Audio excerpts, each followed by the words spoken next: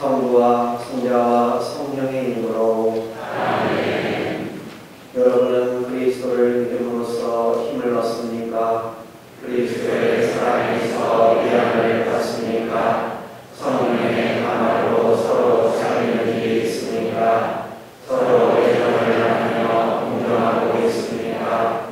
그렇다면 같은 생각을 가지고 같은 사랑을 나누며 마음을 합쳐서 주님, 저희가 아버지의 눈으로 바라보고 아들의 마음으로 느끼며 성령의 힘으로 실천하게 하소서. 성부와 성자와 성령의 이름으로 아멘. 주님께서 여러분과 함께 루카가 전한 거룩한 복음입니다. 그때 예수님께서는 비유 하나를 말씀하셨다. 예수님께서 예루살렘에 가까이 이르신 데다 사람들이 하느님의 나라가 당장 나타나는 줄로 생각하고 있었기 때문이다. 주님의 말씀입니다.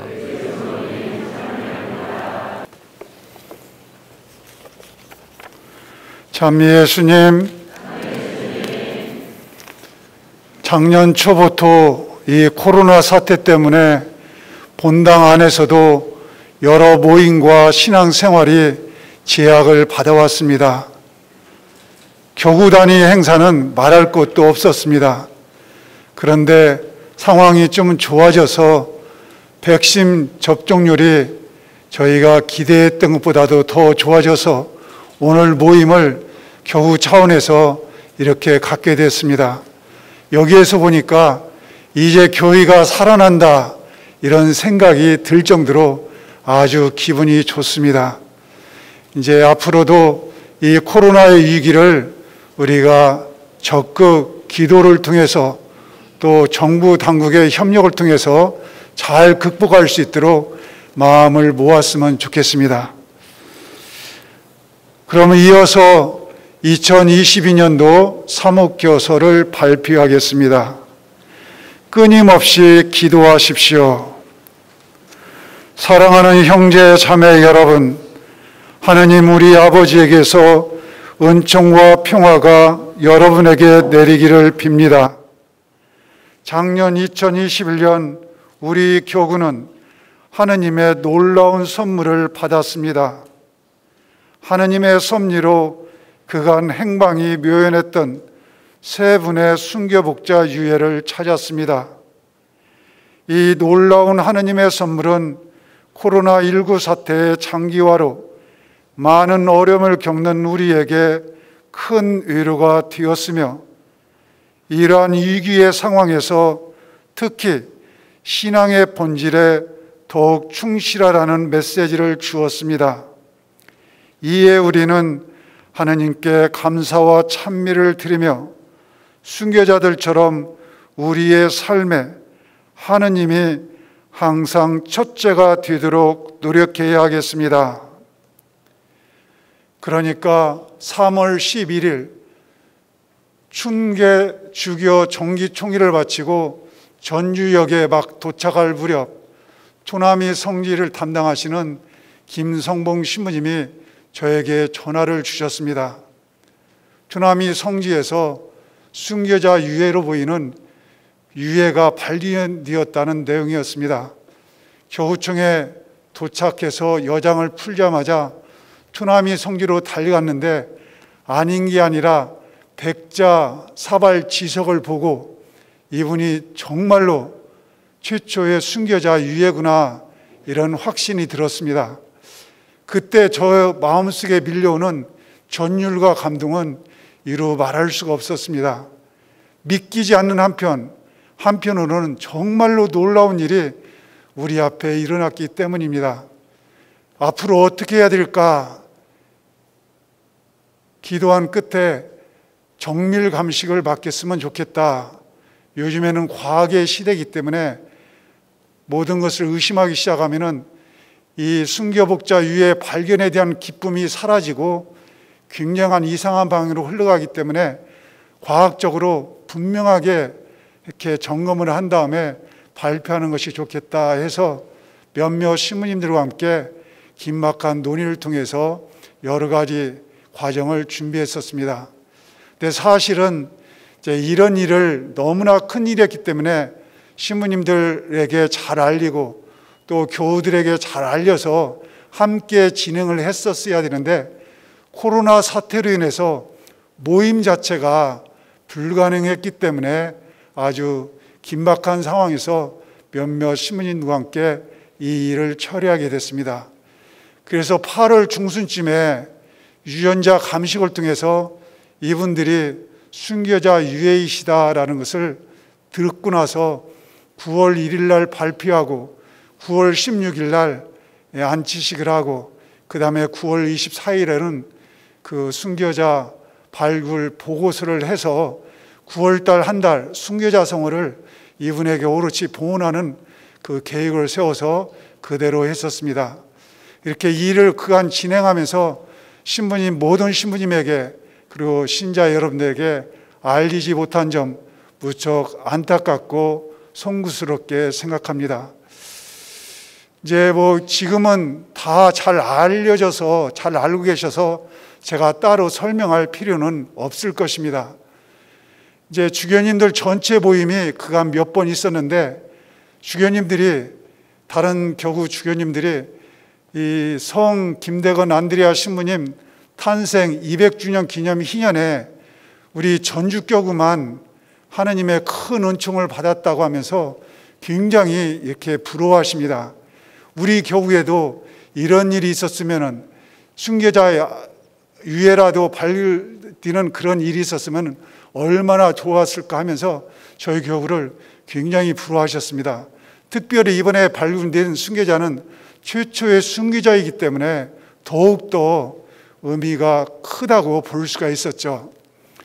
그래서 이제 이런 일들을 겪으면서 제 마음속에 떠오르는 생각은 이 순교자 유해가 몇 년 전에 더 훨씬 이전에 발견될 수도 있었고 아니면은 몇 년 후에 먼 미래에 발견될 수도 있었고 그런데 왜 하필이면은 하느님께서 오늘날 이 시점에 순교복자 유해를 우리 교구에 드러내셨는가 이 의문이 제 마음속에는 늘 남았습니다. 왜 하나님께서 더 일찍 발굴할 수도 있었고 나중에 더 늦게 할 수 있는데 왜 이 시점에 이렇게 이 유해를 드러내셨는가?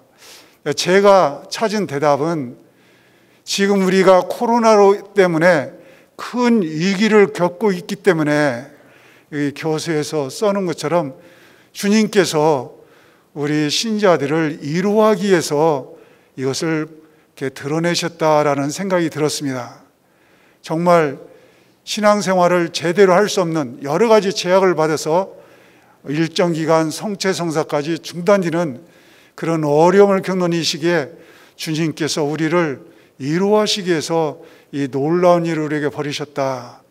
또 하나는 이 코로나 사태를 겪으면서 항상 많은 사람들이 이렇게 지식인들이 또 일반 사람들이 생각하기를 우리의 삶에 무엇이 더 중요하느냐, 무엇이 본질적인 것이냐, 무엇이 비본질적인 것인가 이렇게 구분을 하면서 정말 중요한 것, 본질적인 것을 추구해야 되겠다라는 생각을 많이 가졌는데 이런 면에서 우리 신앙인의 관점에서도 신앙의 본질에 충실해라 이런 메시지를 주었다고 생각합니다.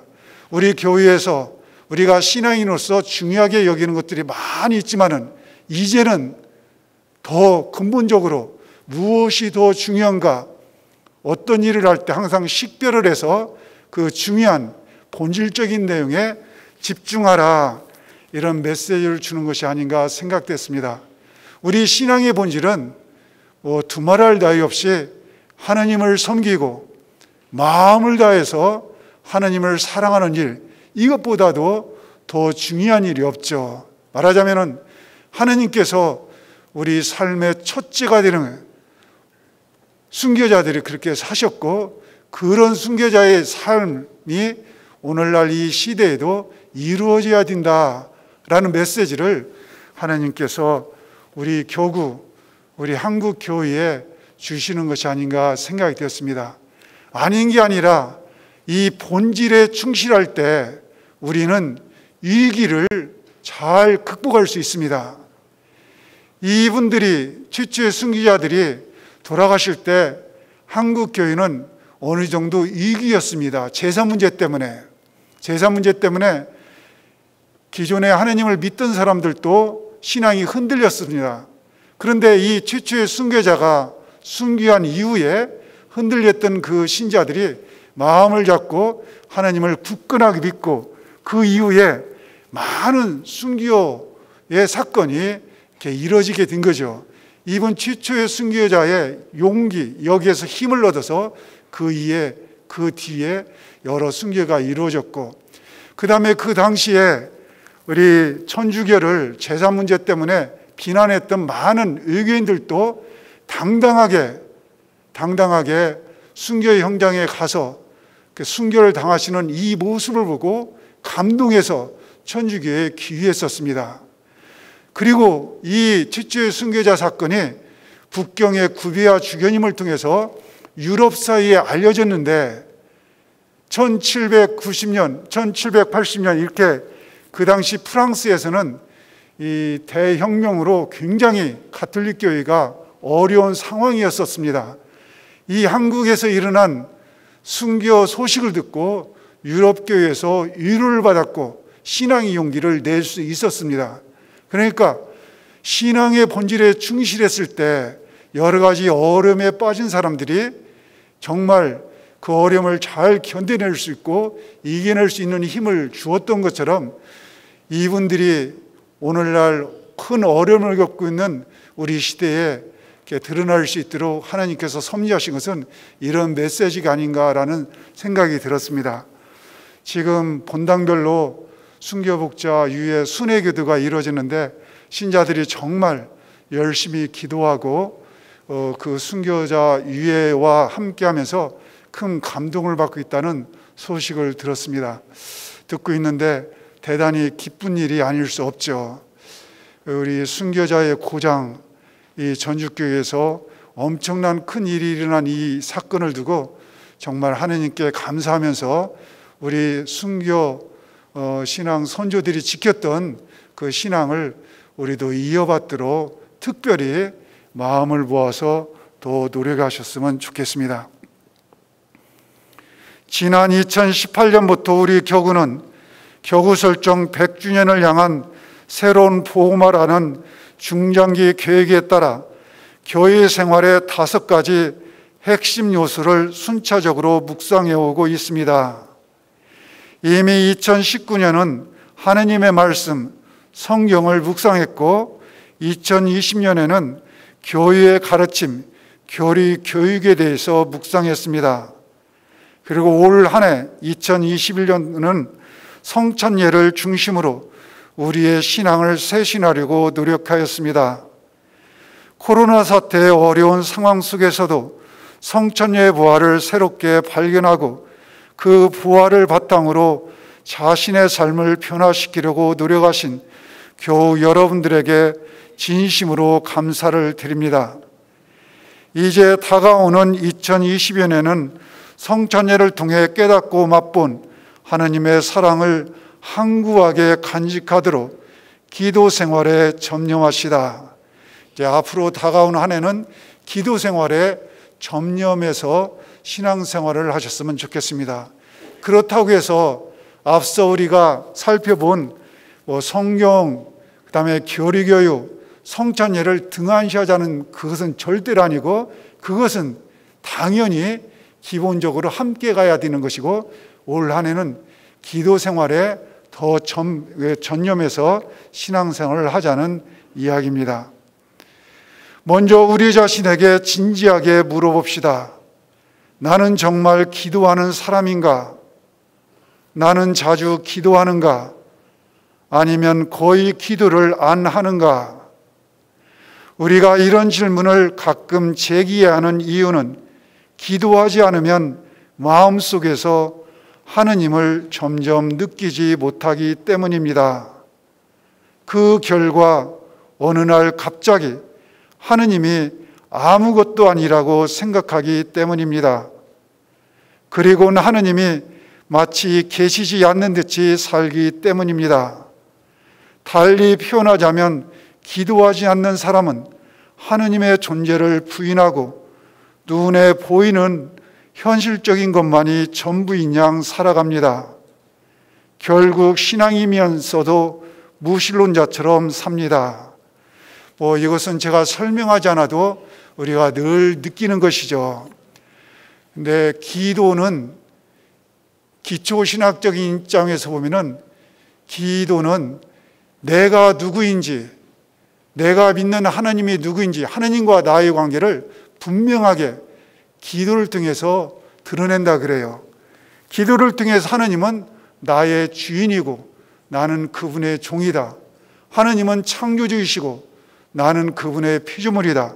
하나님은 나에게 무엇인가를 베풀어 주시는 분이고 나는 그분의 은총을 받아들이는 수용자다. 하나님과 인간 사이의 관계가 철저히 그 규정이 되는 것이 바로 기도라고 합니다. 그래서 기도는 내 자신이 누구인가를 분명하게 인식하게 하는, 하느님을 하느님, 나를 인간으로.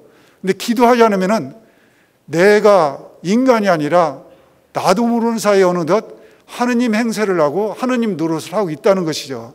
이런 면에서 기도는 근본적으로 우리 신앙인에게 중요합니다. 우리가 기도해야 되는 또 다른 중요한 이유는 기도에 대한 정의를 통해서 찾을 수 있습니다.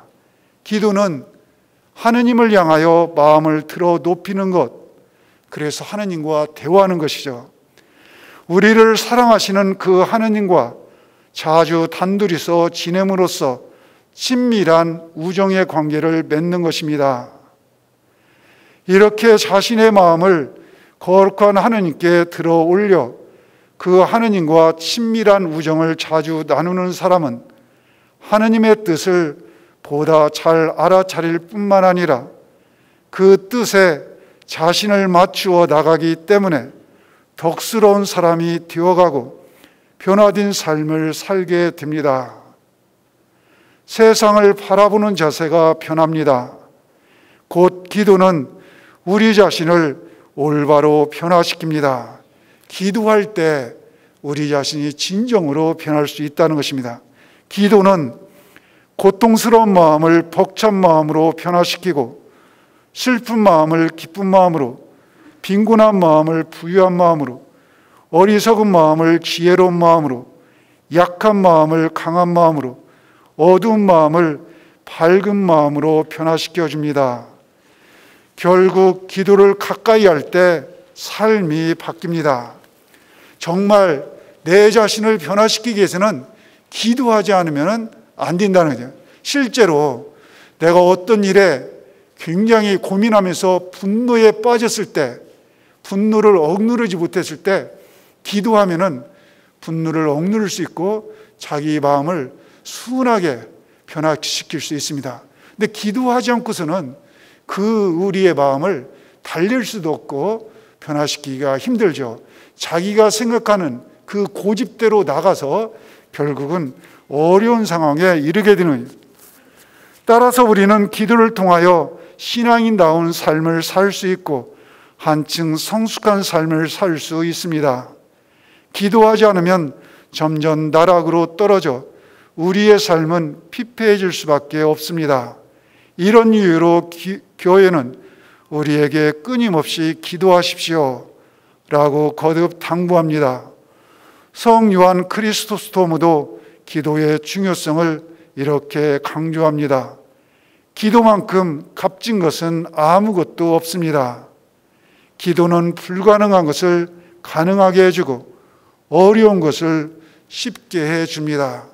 제가 따로 설명드리지 않아도 여기 앉아 계신 신부님, 수녀님, 신자들이 이 요한 금구 성인의 말씀을 직접 체험하셨으리라 생각됩니다.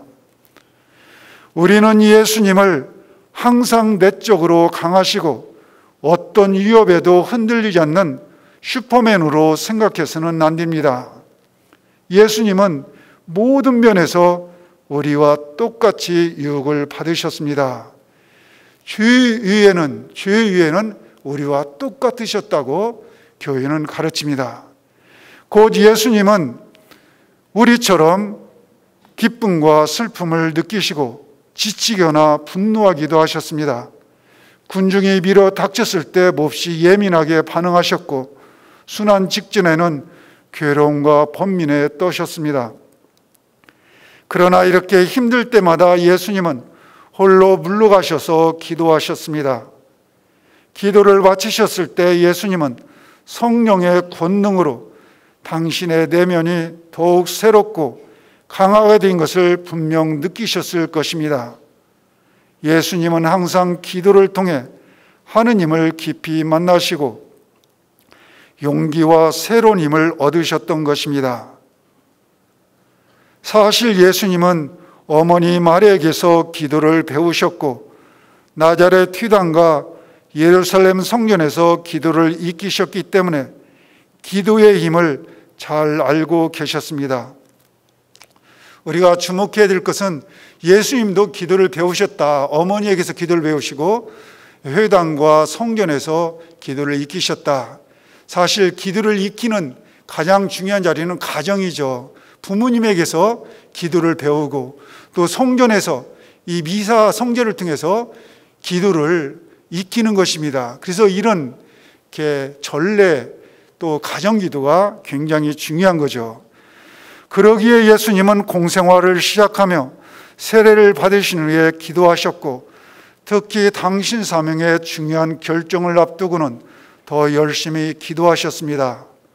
예수님은 12사도를 선택하시기 전에는 산으로 가시어 밤새우며 기도하셨고 순환과 죽음을 앞두고 겟세마니 동산에서 피땀을 흘리며 기도하셨으며 마침내 십자가 위에서 숨을 거두실 때에도 기도하셨습니다. 저희 하느님 어찌하여 저를 버리시나이까? 아니면 아버지 저들을 용서해 주십시오. 저들은 자기들이 하고 있는 것을 무슨 일을 하는지 모릅니다. 아버지 제 영혼을 아버지께 맡깁니다. 이렇게 기도하셨죠. 이렇게 기도는 예수님에게 당신 사명을 이행하는 원동력이었습니다. 예수님은 기도를 통해서 성령 안에서 아버지와 일치하시고 아버지의 뜻을 완수하신 것입니다. 예수님이 그러하셨다면 우리도 기도를 통해서만 우리의 사명, 우리에게 맡겨진 일을 제대로 할 수 있다는 것이죠. 우리 사명의 원동력. 이처럼 기도의 훌륭한 모범을 보여주신 예수님의 모습 자체는 당신 제자들에게 기도를 가르치는 학교였습니다. 예수님의 기도는 제자들에게 기도를 배우자 하는 열의를 불러일으켰기 때문입니다. 예수님의 모습 자체가 이미 학교였고 두 번째로 예수님은 실제로 제자들에게 기도할 것을 당부하셨습니다. 박해하는 자들을 위하여 기도하여라. 골방에 들어가 아버지께 기도하여라. 빈말을 뒤풀이하지 말라. 그리고 끊임없이 기도하라는 의미로 이렇게 말씀하셨습니다. 청하여라. 너희에게 주실 것이다. 찾아라. 너희가 얻을 것이다. 문을 두드려라. 너희에게 열릴 것이다. 세 번째로 예수님은 제자들에게 주님의 기도를 직접 가르쳐 주셨습니다. 이 기도는 가장 완전한 기도이며 복음 전체를 요약하고 있는 기도입니다. 그리고 우리가 주님께 마땅히 청해야 할 것만이 아니라 청해야 할 순서와 차례도 알려주고 있습니다. 어떤 것부터 먼저 청해야 되는지 그것을 먼저 하느님께 합당한 찬미와 영광을 드려야 되고 그 다음에는 우리의 비참한 처지를 하나님의 자비로운 손길에 내맡겨야 한다는 것을 배우게 됩니다. 먼저 하나님의 것을 청하고 나중에 우리의 필요한 것을 청하라는 것이 주님의 기도에서 말하고 있는 내용이죠. 이러한 주님의 말씀을 명심하여 우리가 용기 있게 기도할 때 하느님께서는 언제나 청한 것보다 더 많이 주십니다. 정말 언제나 더 많이 주십니다. 말하자면 청하는 은총만 주시는 것이 아니라 은총 안에서 당신 자신, 그 성령도 내어주십니다. 그러니 우리는 담대하게 끊임없이 기도해야겠습니다. 이제 우리에게 중요한 것은 어떻게 기도해야 하는가, 어떤 자세로 기도해야 하는가입니다. 이에 대해 우리는 성경을 바탕으로 다음 3가지로 대답할 수 있습니다. 첫째는 기도에는 올바른 지향이 필요합니다. 올바른 지향, 하느님의 뜻이죠. 우리의 이기심과 욕심을 채우기 위한 기도는 지향되어야 합니다. 이에 대해서 야고보 사도는 이렇게 말합니다. 여러분은 청하여도 얻지 못합니다.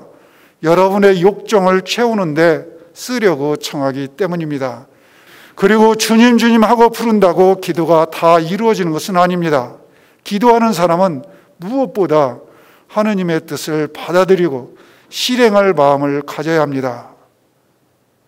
예수님은 먼저 하느님의 것을 청하라고 가르치십니다. 너희는 먼저 하느님의 나라와 그분의 의로움을 찾아라. 그러면 우리에게 필요한 모든 것을 곁들여 받게 될 거라고 말씀하십니다. 예수님께서도 겟세마니 동산에서 순환의 잔을 거두어 달라고 청하셨지만 결국 제 뜻이 아니라 아버지의 뜻이 이루어지게 하십시오. 이렇게 기도하셨습니다. 따라서 기도할 때 하느님의 뜻에 적극 협력하려는 마음이 있어야 됩니다. 최소한 이런 마음은 있어야 기도가 되는 것이죠. 두 번째로 기도에는 굳은 신뢰심이 필요합니다. 주님께서 정말 들어주실 것이라는 확고한 믿음이 필요합니다. 예수님은 믿음이 없는 고향 사람들과 믿음이 약한 제자들을 보시고 안타까워하셨습니다. 그리고 마귀를 쫓아내지 못하는 제자들에게 그 이유로 너희의 믿음이 약한 탓이다 라고 지적하시면서 믿음의 중요성을 거듭 강조하셨습니다. 너희가 겨자씨 하나만한 믿음이라도 있으면 이 산들어 여기서 저기로 옮겨가라 하더라도 그대로 옮겨갈 것이다. 아니면은 마르코복음 11장 24절에 너희가 기도하며 청하는 것은 무엇이든 그것을 이미 받은 줄로 믿어라. 그러면 너희에게 그대로 이루어질 것이다. 정말로 믿고 청하면 그것을 다 받게 된다는 예수님의 말씀이죠. 따라서 우리는 무엇인가를 청하러 주님께 가까이 다가갈 때 믿음에서 출발하고 믿음으로 청해야 합니다. 의심하지 않고 믿는다면 믿는 사람에게는 안 되는 것이 없습니다. 그런데 우리가 정말 주님께 대한 확고한 신뢰와 확신으로 청한다면 결국 기도 안에서 모든 것을 주님께 맡깁니다. 왜냐하면 주님께서 언제나 우리에게 참으로 좋은 것을 주신다고 확신하기 때문에 내가 이것저것 가려서 청하는 게 아니라 주님께 모든 것을 맡기는 거죠. 그렇습니다. 한마디로 기도는 맡겨드리는 것입니다. 아버지께 교회를 맡겨드리고 사람들을 맡겨드리고 여러 상황들을 맡겨드리는 것입니다. 마지막 3번째로 기도에는 항구심이 필요합니다. 예수님은 한밤중에 친구를 찾아가 빵을 청한 이야기와 불의한 재판관에게 계속 탄원하는 과부 이야기를 통해서 꾸준히 기도하라고 거듭 말씀하십니다. 그런데 이렇게 꾸준히 기도하는데도 이루어지지 않는 경우가 있습니다. 하지만 기도가 그대로 이루어지지 않는다고 해서 기도를 중지하거나 실망해서는 안 됩니다. 왜냐하면 하느님께서 우리가 청하는 것보다 분명 더 좋은 것을 주시기에 지금 우리의 소망을 이루어 주시지 않기 때문입니다. 내가 청한 것보다도 더 좋은 것을 하나님께서 알고 있기 때문에 내가 청하는 것을, 나의 소망을 이루어지지 않는다는 거예요. 어쩌면 하나님은 우리의 소망이 기도 안에서 정화되기를 원하십니다. 이렇게 하여 하나님께서는 주시고자 하는 것을 받을 수 있도록 우리를 준비시키십니다. 그래도 끝까지 청해야 된다는 거예요. 그리고 하나님은 우리의 기도를 가장 적절할 때 들어주십니다. 그것이 우리에게는 너무 늦다고 여겨질 수도 있습니다. 그러나 하나님의 눈에는 그때가 가장 적절할 때입니다. 따라서 우리는 하나님의 응답을 기다리며 낙심하지 말고 끊임없이 기도할 필요가 있습니다. 하나님은 우리에게 필요한 것을 우리보다 더 잘 알고 계시며 따라서 언제나 반드시 응답하십니다. 이것을 믿고 이제 끝까지 응답을 기다리면서 기도해야 되겠습니다. 기도 생활을 강조하는 이 교회에 우리 신앙 선조들의 모습을 생각하지 않을 수 없습니다. 그분들은 혹독한 박해 시대에 목숨을 바치면서까지 신앙을 지켰고 물질적으로 넉넉하지 않았으나 자신의 것을 어려운 이웃과 함께 나누었습니다. 그분들은 성체성사의 고귀함을 깨닫고서 그 누구보다도 성체성사를 갈망하였지만 사제의 부족으로 이를 제대로 누릴 수도 없었습니다. 성사를 잘 이렇게 자주 배령받지 못하고도 그렇게 신앙인답게 훌륭한 삶을 살았던 까닭은 무엇보다도 충실한 기도 생활 때문이었습니다. 신앙의 선조들은 아침 기도, 저녁 기도, 묵주 기도 등 일상 기도에 충실했습니다. 특히 함께 모여 기도했습니다. 주일과 대축일은 말할 것도 없고 공수에 자주 모여 기도했습니다. 가정에서도 가족이 함께 모여 기도했습니다. 서로 각자를 위해 가정과 교회, 사회와 나라를 위해서 기도했습니다. 이런 기도의 힘으로 온갖 어려움을 이겨내고 신앙을 지켰습니다. 신앙 선조들의 이러한 훌륭한 모범을 품받아 우리도 기도 생활에 마음을 모아야 하겠습니다. 이제 우리 교구가 올해부터 앞으로 1년이 아니라 계속 실천해야 될 구체적인 내용을 제안합니다. 첫째, 공동체와 함께하는 전례, 특히 주일미사에 성실하게 참여합시다. 성찬예는 최상의 기도이자 형제들과 함께 기도하는 법을 배우는 가장 중요한 자리입니다.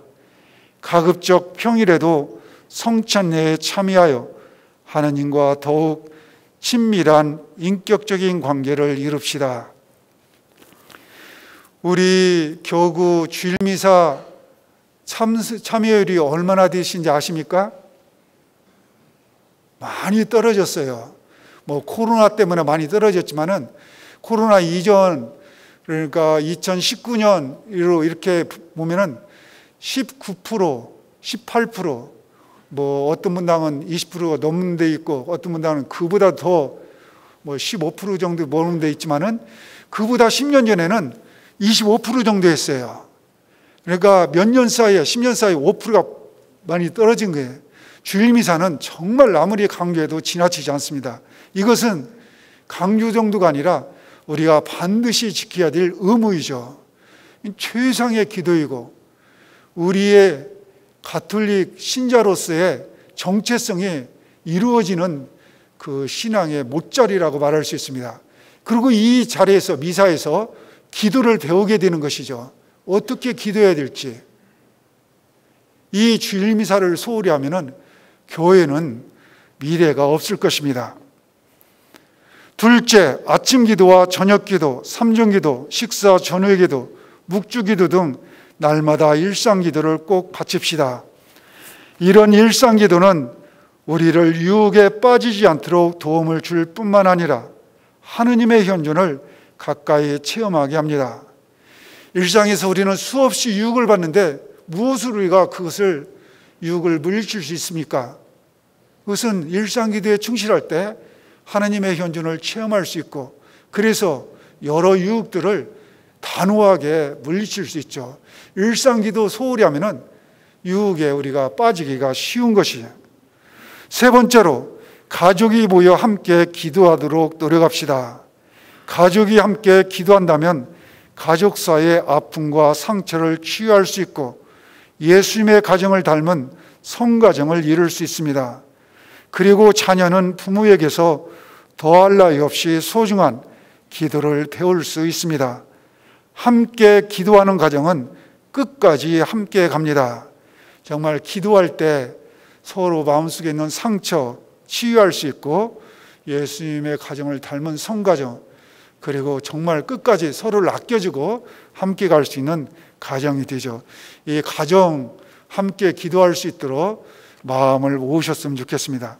넷째, 주님과 더욱 깊은 친교를 맺기에 성체조회를 위한 시간을 기꺼이 냅시다. 주님께서는 감실 안에 참으로 현존하시며 거기서 우리를 기다리고 계십니다. 조용한 시간을 내어서 주님과 단둘이 만나는 그 우정의 시간, 사귐의 시간이 많이 필요하죠. 그래야 주님과 더 가까워지고 나에게 필요한 은총, 필요한 것을 하나님으로부터 받을 수 있습니다.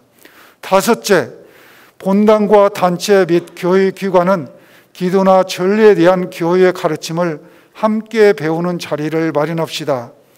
미사 전후를 이용한 짧은 교육 혹은 특강이나 정기적인 영성 강좌 등을 개최하여 신자들의 기도 생활에 도움을 줍시다. 꼭 기도 생활, 기도를 잘할 수 있도록 그 배움의 자리도 중요하죠. 근데 이번에 우리 그 천호 성주에 계시는 박찬희 다니엘 신부님께서 대림 판국 문제집을 이렇게 만들었습니다. 우리 대림절과 사순절에 특별히 본당 신자들에게 더 신앙심을 이렇게 하기 위해서 우리 신학연구소나 다른 데 열어서 이렇게 제작하는 문제집이나 이렇게 하는데 박찬희 신부님이 해서 올해 사목교서 내용이 끊임없이 기도하신다는 것을 알고 교황님께서 아련하셔서 교리를 가르칠 때 기도에 관한 내용들을 묶어놓은 책이 12식회에서 한국천주교중앙회에서 나온 기도, 새 생명의 숨결, 이 책의 중요한 내용을 이제 담아서 문제집으로 이렇게 냈습니다. 엊그저께 신부님한테 물어보니까 한 30여 개 본당에서 신청하셨고 6,000부 정도 주문하셨다고 그런 것 같아요. 제가 생각할 때는 좋은 아이디어서 이런 노력을 하신 신부님께 감사드리고 다른 본당 신부님들도 도와주시면 좋겠습니다. 여섯째, 적어도 1년에 한 번 교구의 성지들을 순례하여 순교자들을 현양하고 그 신앙을 본받읍시다. 특히 추남이 성지에 보신 순교 복자들은 물론 교구의 순교자들과 그분들이 남기신 신앙의 유산을 참배하고 공경하며 교회와 세상과 가정의 성화를 위해서 전구를 청합시다. 정말 우리 교구는 순교자의 고장이죠. 우리 선조들 그 신앙의 유산 우리가 소홀히 해서는 안 되죠. 과거를 이렇게 무시해서는 미래를 만들 수 없습니다. 과거를 우리가 발판으로 있기 때문에 우리 앞서 살아갔던 신앙 선들의 삶의 흔적들을 자주 방문하고 묵상하고 그래서 우리 미래를 계획해야 되겠습니다.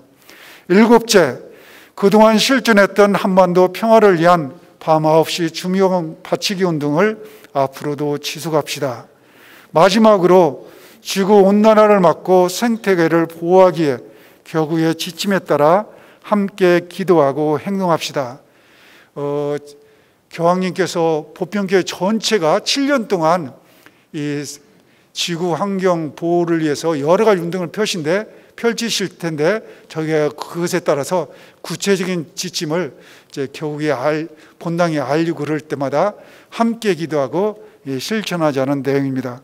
이렇게 해서 2022년 한 해 동안 저와 여러분은 기도 생활에 전념하여 하느님의 사랑을 깊이 맛보고 우리 자신의 삶을 변화시킴으로써 새로운 복음화의 길에 함께 걸어갑시다. 여러분 모두에게 하나님의 은총을 충만히 빕니다. 감사합니다. 안녕하십니까. 사무국장 김원중 신부입니다. 오늘 두 번째 시간을 시작하도록 하겠습니다. 오늘 이 시간은 세계 주교 시노드와 교구 단계에 관해서 여러분께 말씀을 드리는 시간입니다. 많은 신부님들과 신자분들께서도 다양한 매스미디어 매체를 통해서 알고 계신 것처럼 지난 10월 세계 주교 시노드가 시작되었습니다. 정식 명칭은 세계 주교 시노드 제16차 정기총회인데요. 올해 10월 9일에 로마에서 프란치스코 교황님의 주례로 장엄 개막되었고, 이어 10월 17일에는 전 세계 모든 교구에서도 개막 미사를 거행했었는데요. 우리 전주교구에서도 이곳 중앙 주교자 성당에서 10월 17일 주일날 주교님 주례로 개막 미사를 거행했습니다. 이 세계 주교 시노드는 내후년인 2023년 10월에 마치게 됩니다. 그런데 왜 우리가 오늘 갑자기 세계 주교 시노드를 얘기하고 있을까요? 평소에는 잘 언급하지도 않은 세계 주교 시노드. 사실 세계 주교 시노드는 주교단의 으뜸인 교황님과 대의원 주교님들께서 모여가지고 세계 교회 또는 개별 지역 교회에 관한 문제들을 논의하는 회의체입니다. 이 세계 주교 시노드가 시작된 것은 그리 오래전의 일이 아닙니다. 성 바오로 6세 교황님께서 1965년 9월 15일 자의교서인 사도적 염려를 통해서 현재 주교 시노드를 설립을 하셨고, 이 시노드를 통해서 교황님과 주교단의 일치를 드러내는 동시에 교황님의 보편교회 사목을 돕고자 한 것입니다. 그래서 세계 주교 시노드는 1965년부터 4년 만에, 좀 3년 정일 수도 있는데 거의 4년 만에 한 번씩 계속 열리고 있는데, 그래서 이번에 개최된 시노드가 회차로는 16차가 된 것입니다. 지난 2015년 14차 세계 주교 시노드, 2018년에 15차 세계 주교 시노드가 있었고 주제도 다양했습니다. 2015년 시노드의 주제는 가정이었고 2018년도 시노드의 주제는 젊은이, 신앙과 성소가 주제였습니다. 그럼 제16차 세계 시노드, 이번 시노드의 주제는 무엇일까요? 이번 정기총회의 주제는 시노드 정신을 살아가는 교회를 위하여 친교, 참여, 사명입니다. 그런데 여기서 한 가지 의문이 듭니다. 왜 갑자기 세계 주교 시노드의 주제를 이런 자리에서 우리가 함께 얘기를 하고 있는가? 지난번 2018년까지 세계 주교 시노드가 15번이나 계속 개최되었었는데 지금까지 우리는 한 번도 직접적으로 그 시노드의 주제를 이렇게 다룬 적이 없었습니다. 멀리서 그런 주제로 큰 회의가 있는갑다. 로마에서 세계 주교님들이 모여서 큰 회의를 하고 계신가 보다. 이렇게 생각만 했지 우리가 직접 그 주제를 가지고 생각하거나 대화하거나 논의한 적이 지금까지 없었다는 것입니다. 지금까지 세계 주교 시노드의 주제를 가지고 우리가 교구 단위로 혹은 본당 단위로 함께 생각해보고 의견을 나눈 적이 있었던가?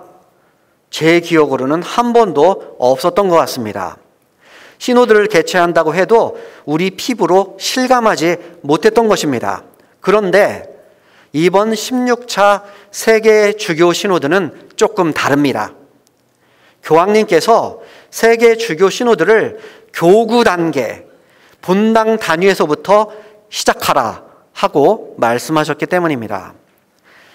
지난 회차 세계 주교 시노드까지는 국가, 대륙, 세계 보편교회 순으로 회의가 진행되었다고 한다면 이번 주교 시노드는 교구는 본당이 포함되는 교구, 국가, 대륙, 세계 보편교회 순으로 진행이 되는 것입니다. 그렇습니다. 이번 16차 시노드부터 교구 단계라는 것이 새롭게 추가가 된 것입니다. 그래서 지난 10월에 개막한 16차 세계 주교 시노드는 현재 교구 단계에 와 있습니다. 교구 단계에 머물러 있습니다. 즉, 교구 단계에서 세계의 모든 교구가 진행해야 되는 일들이 생겼다는 뜻이고, 우리 전주교구도 할 일이 생겼다 하는 것입니다. 바로 세계 주교 대의원회의에서 세계 모든 지역교회 교구들에게 자문을 구하는 질문들을 내려보냈는데, 그 질문에 대한 답변과 의견을 우리가 모아서 보내야 된다는 것입니다. 이미 일주일 전쯤에 각 본당에 세계 주교 시노드 편람이라는 책자가 도착했을 것입니다. 바로 이 책자입니다. 이 책자가 일주일 전에 본당으로 도착했는데, 이것이 바로 세계 주교 대의원회에서 보낸 편람, 바데메쿰입니다. 각 본당에 이 책자를 10권씩 지난주에 보내드렸고, 그 편람 안에 우리가 답변을 해야 되는 10가지의 질문이 수록되어 있습니다. 32쪽을 펴보시면 거기에 나와 있습니다. 이 질문에 대한 답변을 해서 본당과 기관에서는 정해진 기한까지 사목국으로 보내주셔야 된다는 것입니다. 이에 관한 자세한 공문은 오늘 오전에 모든 본당과 기관에 공문으로 이게 나갔는데, 본당 사무실에 가셔서 보시고 참조하시면 되겠습니다. 그런데 여러분, 이 편람에 나와 있는 질문들을 이미 한 번씩 읽어보신 분들은 느끼셨을 텐데, 이 질문이 이게 뭐냐? 어떤 질문은 질문 자체가 정확히 무엇을 묻고 있는지 파악이 되지를 않습니다. 로마에서 보낸 원문을 직역을 해놓아서 애매모호하기도 하고, 사실은 질문 자체가 지금까지 우리가 별로 접해보지 못한 구체적인 질문들이 아니기 때문입니다. 질문의 제목이 여정의 동반자, 경청, 발언, 공동 사명을 위한 공동 책임 등등 질문의 의도를 파악하는 데에도 어려움이 있습니다. 그래서 교구에서는 이 10가지 질문들을 좀 더 잘 알아들을 수 있게 요약을 했습니다.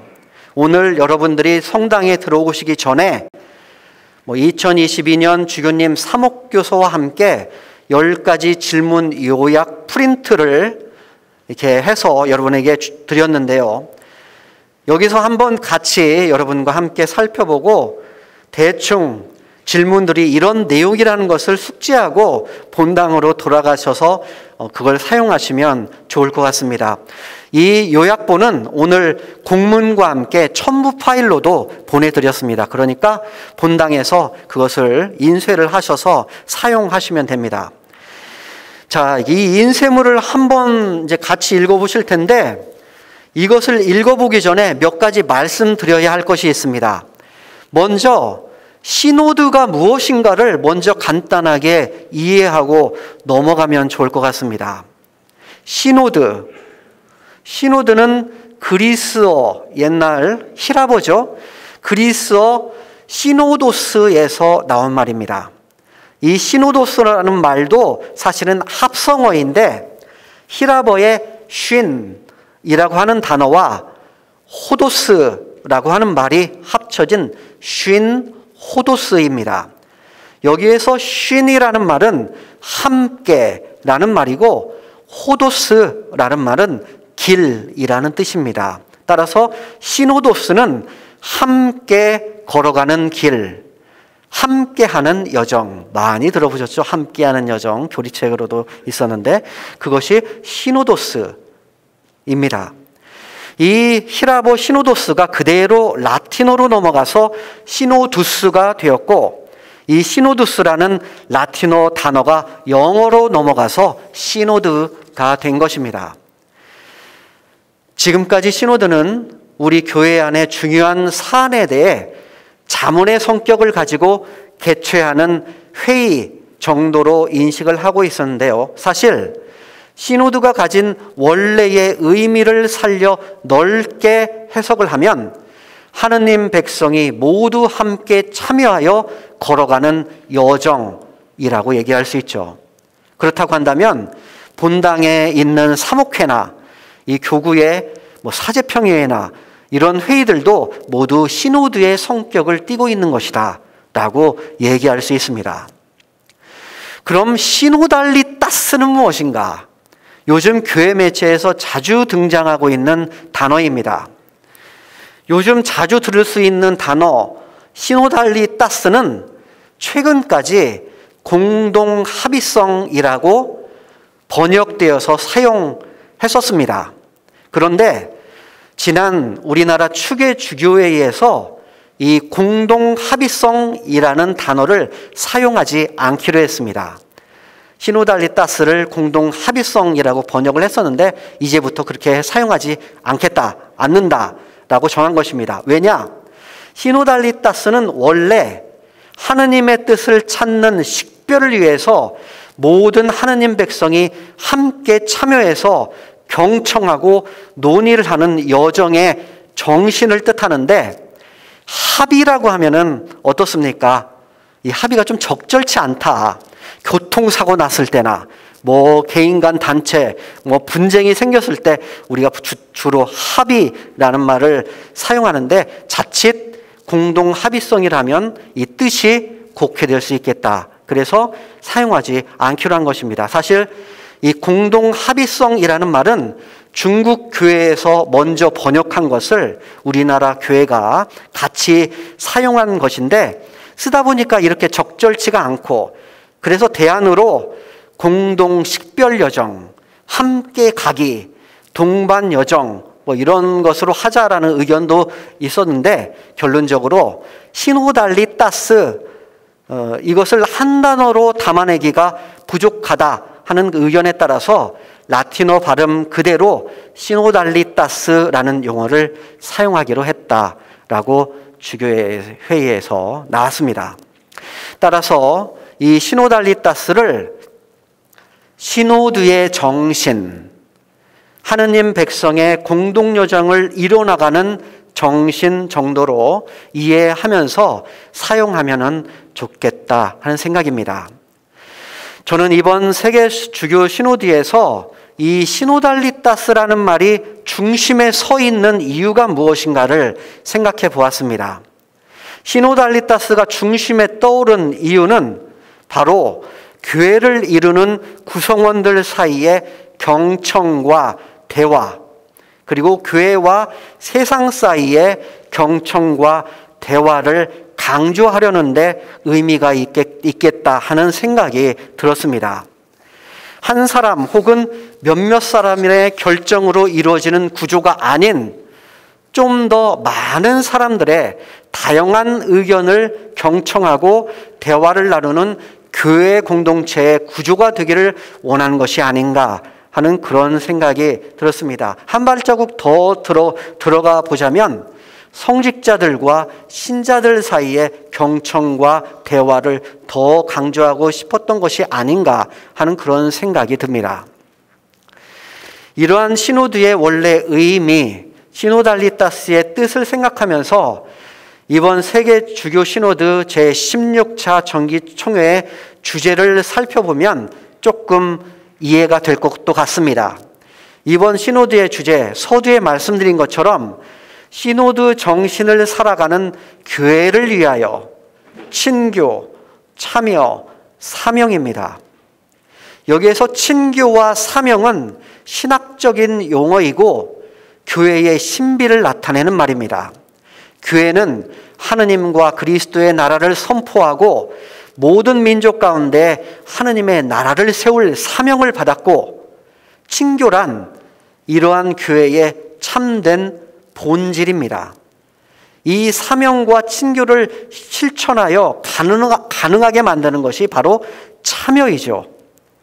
시노드의 주제, 시노드의 정신, 시노달리타스를 살아가는 교회가 어떻게 친교와 참여와 사명을 담고 살아갈 것인가 하는 질문들이 바로 여러분이 가지고 있는 프린트물에 나와 있는 10가지 질문이라고 생각을 합니다.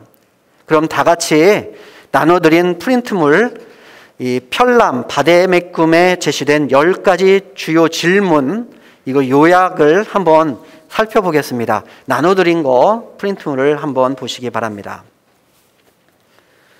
시노달리타스에 관한 주교 시노드 편람에 제시된 10가지 주요 질문 요약. 참고사항은 여러분 한번 읽어보시고, 1번 여정 동반자. 그 여정 동반자하고 한 4줄 정도 나와 있는 것이 이 편람에 나와 있는 질문인데, 이것도 많이 수정을 해놓은 것입니다.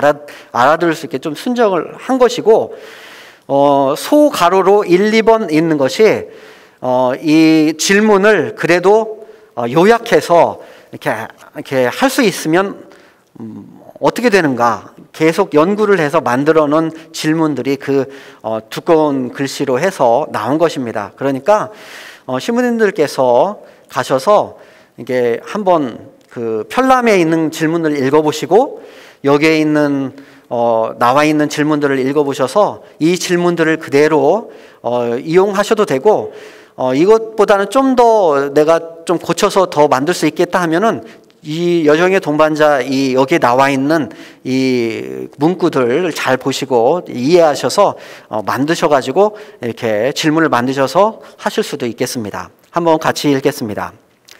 1. 여정 동반자. 교회와 사회 안에서 우리 모두는 나란히 같은 길을 걷고 있다. 우리 교회 공동체 안에서 함께 걷고 있는 이들은 누구인가? 그리고 공동체와 동떨어져 있는 이들은 누구인가? 동반자로서 양성되도록 우리는 어떻게 부름받고 있는가? 어떤 단체나 개인들이 소외된 채 남아있는가? 그래서 2가지 질문을 만들었습니다. 우리 공동체에서 하느님과 함께 걷는 여정에 동반하고 있는 사람은 누구이며 소외되어 있는 사람은 누구인가? 2번, 소외되어 있는 사람들이 함께 동반할 수 있도록 우리 공동체에서는 어떤 노력을 해야 하는가? 이렇게 정리할 수 있습니다. 그리고 2번째는 경청. 경청은 편견 없는 열림 정신과 마음을 요구한다. 우리가 때때로 다른 사람을 무시하는 목소리를 낼 때 하느님께서는 우리에게 어떤 말씀을 하고 계실까? 우리 공동체는 평신도, 특히 여성들과 젊은이들의 목소리를 어떻게 경청하고 있는가? 우리가 경청할 때 어떤 점들이 도움이 되고 어떤 점들이 방해가 되는가? 우리는 소외된 이들의 목소리에 얼마나 귀를 기울이고 있는가?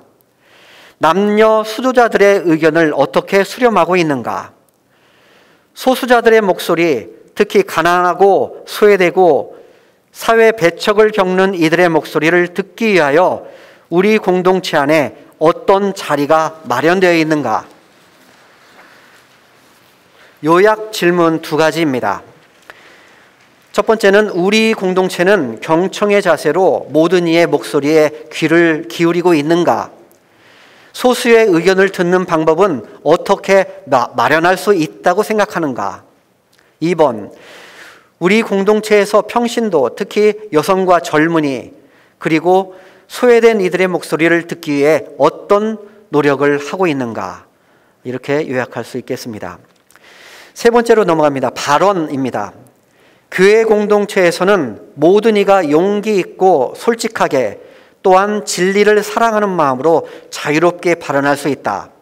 우리 공동체에는 용기 있고 솔직하며 책임감 있는 발언을 할 수 있는 자리가 마련되어 있는가? 우리 공동체의 중요한 결정 사항에 대해 언제 어떻게 발언할 수 있는가? 우리 공동체, 성당, 사목회, 구역분과 각종 단체 모임 등 이 공동체를 대표하여 발언하는 사람은 누구이며 그들은 어떻게 선발되고 있는가? 이것을 요약해서 두 가지로 만들었습니다. 첫 번째는 겸손한 마음으로 듣는 것뿐만 아니라 담대하게 말하는 태도 역시 중요하다. 그렇다면 우리 공동체에서 공동체의 선익을 위해 누구나 솔직하고 용기 있게 말할 수 있는 기회가 적절히 주어져 있다고 생각하는가? 그렇지 않다면 그것을 개선할 수 있는 방법은 무엇이라고 생각하는가? 두 번째는 공동체 안에서 발언을 할 때 주의해야 할 점은 무엇인가? 이렇게 두 가지로 요약했습니다. 네 번째로 넘어갑니다. 거행. 시노달리타스, 곧 하느님 백성의 공동 여정은 하느님의 공동체가 하느님 말씀을 경청하고 성찰례를 거행하는 데 기반을 둘 때만 가능해진다. 기도와 전례 거행은 우리 공동체 안에서 어떤 모습으로 우리 사명을 북돋아주고 이끌어주는가? 기도와 전례 거행은 우리가 가장 중요한 결정을 하는데 어떤 힘을 주는가? 우리 공동체는 모든 신자의 능동적인 전례 참여를 위해 어떤 노력을 기울이고 있는가? 이것을 두 개로 요약을 하면, 첫 번째는 모든 신자가 기도와 전례 생활에 능동적으로 참여할 수 있도록 우리 공동체는 어떤 노력을 하고 있다고 생각하는가? 두 번째는 우리 공동체 내에서 중요한 결정을 내릴 때 어떤 기도와 전례 거행이 이루어지고 있는가? 이렇게 요약을 했습니다. 다섯 번째, 공동 사명을 위한 공동 책임. 함께 걷기는 하느님 백성 전체가 각각의 고유한 직무와 역할을 수행하며 교회의 사명에 참여하고 함께 공동 책임을 지는 것이다. 주님의 제자들인 우리는 모두 선교의 사명을 받았다. 그렇다면 세례받은 우리는 어떤 방식으로 이 사명에 참여하고 있는가? 우리 공동체가 이 선교의 사명을 수행하는데 방해되는 요소는 무엇인가? 그리고 우리 공동체가 선교 사명을 수행함에 있어서 간과하고 있는 점은 무엇인가? 우리 공동체는 사회 정치 참여, 학술 연구 교육, 사회 정의 실현, 인권 보호, 환경 보호 등 다양한 방법으로 사회에 봉사하고 있는가? 이걸 두 가지 질문으로 요약을 해보았습니다. 첫 번째는 세례를 통하여 주님의 제자가 된 우리가 선교 사명을 수행하는 데 있어 가장 장애가 되는 점은 무엇인가? 두 번째는 공동체 안에 봉사직에 부름받았을 때 선뜻 응답하기에 가장 망설여지는 부분은 무엇인가? 이 두 가지로 요약했습니다. 여섯 번째는 교회와 사회 안에서의 대화. 대화는 인내심을 요구하지만 이를 통해 상호 이해를 가능하게 한다. 우리 공동체의 다양한 사람들이 어느 정도까지 함께 모여 대화할 수 있는가? 우리 공동체는 어떤 다양한 대화의 자리를 마련하고 있는가? 타 교구 내 수도 공동체, 다양한 평신도 단체와의 협력을 이루기 위해서 어떤 노력을 하고 있는가? 우리 공동체 안에서의 시각 차이, 갈등, 어려움은 어떻게 다루어지고 있는가? 우리 공동체가 더욱 관심을 가져야 하는 교회와 사회의 특별한 사안들은 무엇인가? 우리는 다른 종교를 믿는 이들, 그리고 종교가 없는 이들과 어떤 대화와 협력을 할 수 있는가? 우리 공동체는 사회의 다른 부분, 곧 정치, 경제, 문화, 시민 사회 분야의 사람들과 어떻게 대화하며 협력하고 있는가? 그리고 우리 공동체는 가난한 사람들을 어떻게 바라보며 돕고 있는가? 좀 긴데 이것을 두 가지 정도로 요약했습니다. 첫 번째는 우리 공동체가 서로 대화하고 협력해 나가는 방법과 수단은 무엇이며 다양한 어려움과 갈등을 어떻게 풀어나가야 한다고 보는가? 두 번째는 우리 공동체가 교회 밖에서 일어나고 있는 다양한 사회 문제 중에서 더 관심을 가지고 목소리를 내야 되는 점이 있다면 무엇인가? 이 두 가지로 요약했습니다. 일곱 번째, 교회의 일치. 하나의 세례 안에서 일치하지만 다른 신앙을 고백하는 그리스도인들과의 대화는 시노드 여정에서 특별한 자리를 차지한다. 우리 교회 공동체는 다른 그리스도교 전통과 교파의 구성원들과 어떤 관계를 맺고 있는가? 그들과 무엇을 나누며 이 함께 걷기의 여정을 이어갈 수 있다고 생각하는가? 그리고 그렇게 함께 걸으면서 얻게 되는 결실과 어려움은 무엇인가? 또한 함께 걷기 이후에 해야 될 일은 무엇인가? 이것을 질문 하나로 요약을 했습니다. 다른 교파의 그리스도인들과 서로 대화하고 협력하는 과정에 어떤 어려움이 있으며 앞으로 우리가 어떤 노력을 해야 하는가 하는 것으로 요약을 했습니다. 여덟 번째, 권위와 참여. 시노드 정신은 교회 구성원 모두의 참여와 공동 책임을 전제로 한다. 그렇다면 우리 공동체가 추구해야 할 목표, 그 목표를 달성하는 방법과 순서를 어떻게 결정하는가? 교회 구성원 모두가 협력하여 이를 추진하고 그에 대한 책임을 공동으로 지고 있는가? 그리고 그 일에 대한 평가는 어떻게 이루어지고 있는가?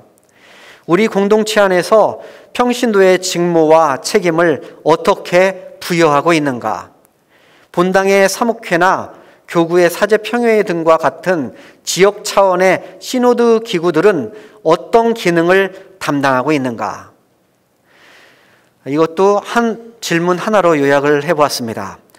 시노드의 정신, 교회 구성원 모두의 참여와 공동 책임을 구현하기 위하여 교구, 본당 사목 조직을 어떻게 구성하고 운영해야 한다고 생각하는가?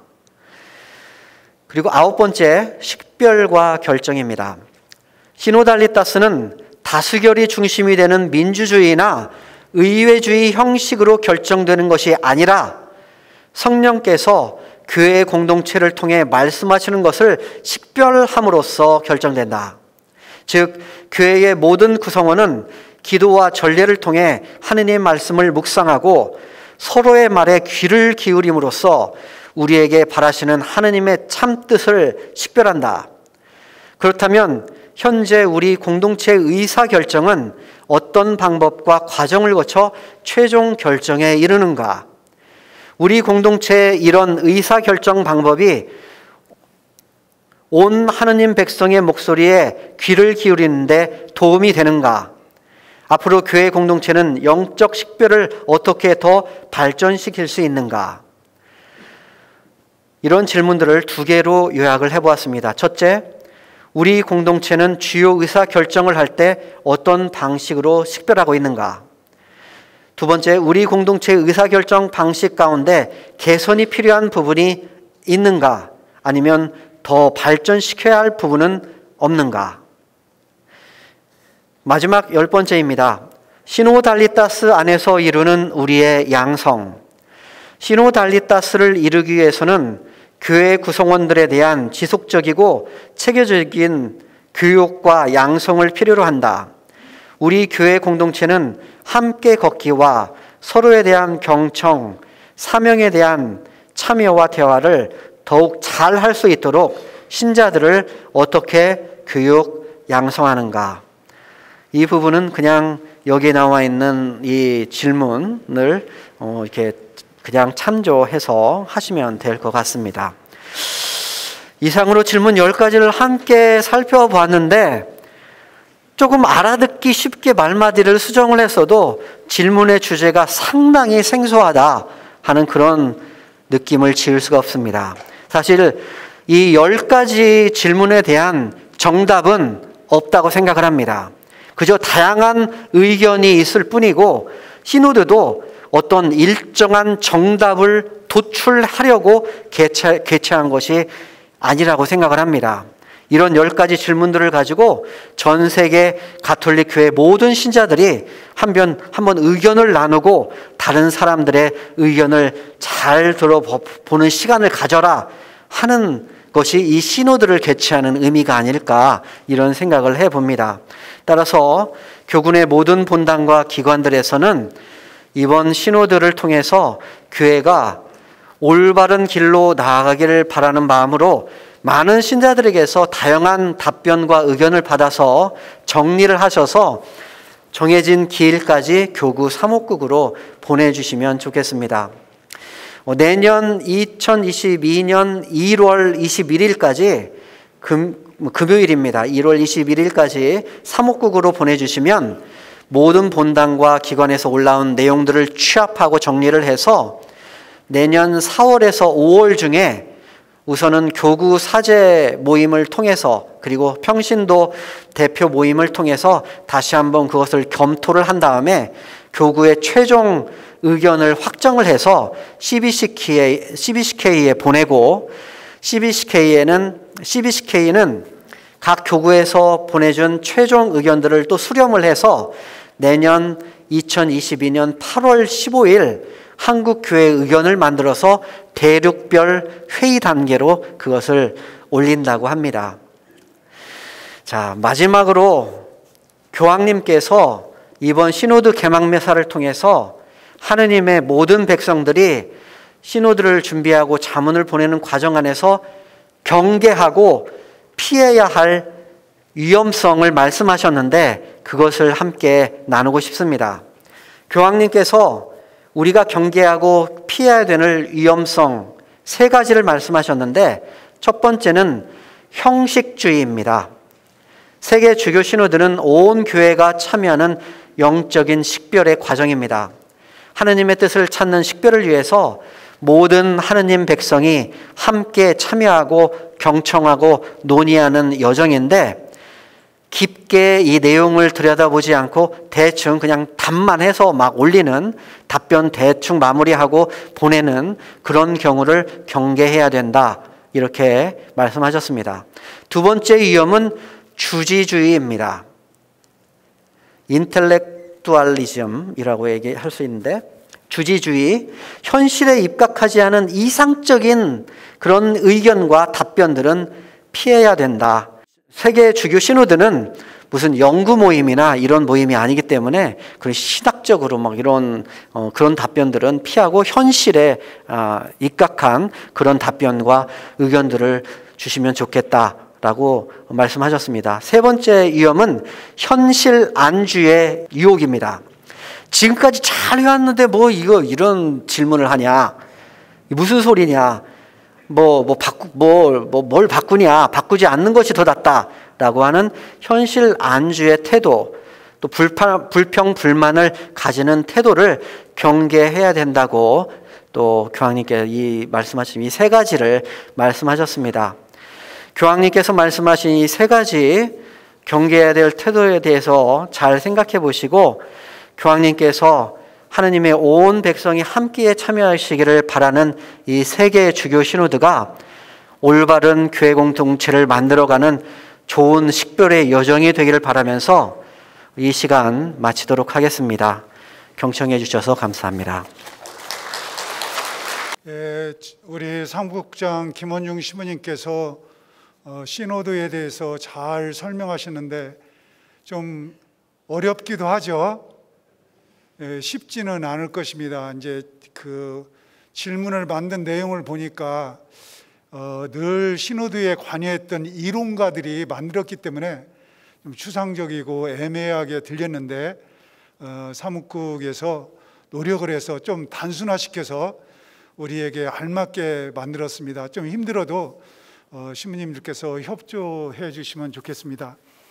제가 생각하기에는 교황님께서는 이번 시노드에서 지금까지 교회가 가르치는 교회였는데, 가르치는 교회가 아니라 듣는 교회로 좀 바꾸자라는 것 같아요.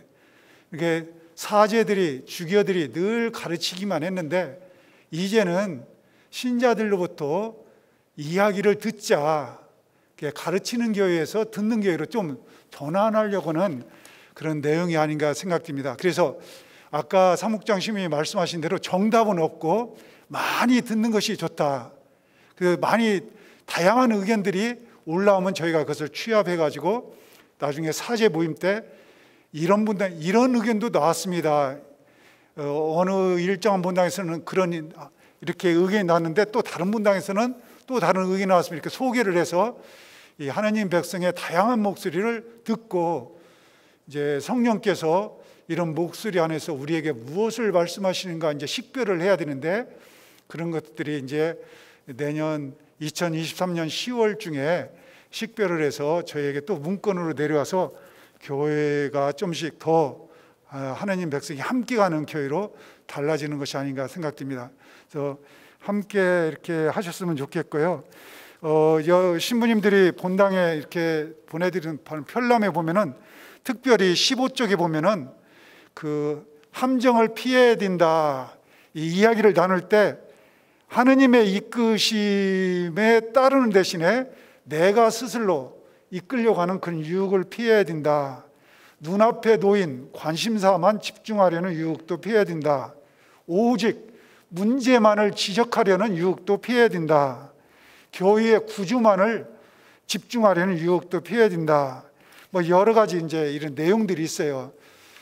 이제 읽어보시면은 무엇을 궁극적으로 이렇게 이야기하는 것인가, 하나님 백성의 다양한 목소리, 이렇게 많은 것을 듣다 보면은 좀 이렇게 스스로 정화된다고 생각됩니다. 우리 선임자 이병우 주교님께서 세계 주교 시노드에 2차례인가 참여하셨어요. 한 번 하실 때마다 회의가 한 달 정도 되는데 주교님이 한 달 동안 참여하면서 발언했던 시간이 얼마나 되시냐면은 3분밖에 안 돼요. 3분 말씀하시는 거. 나머지는 다른 주교들이 말하는 거 다 들었던 거예요. 들으면서 내가 가지고 있던 생각이 정화되는 것이죠. 아마 이런 것을 교황님께서 바라시는 것이 아닌가 생각돼요. 많이 들을 때 내 생각, 또 신자들 개인이 가지고 있는 생각이 정화되어서 이 하나님 성령이 우리를 좋은 데로 이끄시는 것이 아니냐. 그래서 교황님은 이 시노드의 주인공은 성령이시다, 이렇게 말씀하십니다.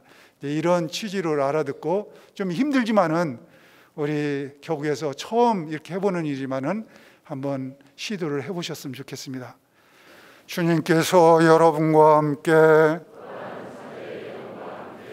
전능하신 천주 성부와 성자와 성령께서는 여기 있는 모든 이에게 강복하소서. 주님을 찬미합시다.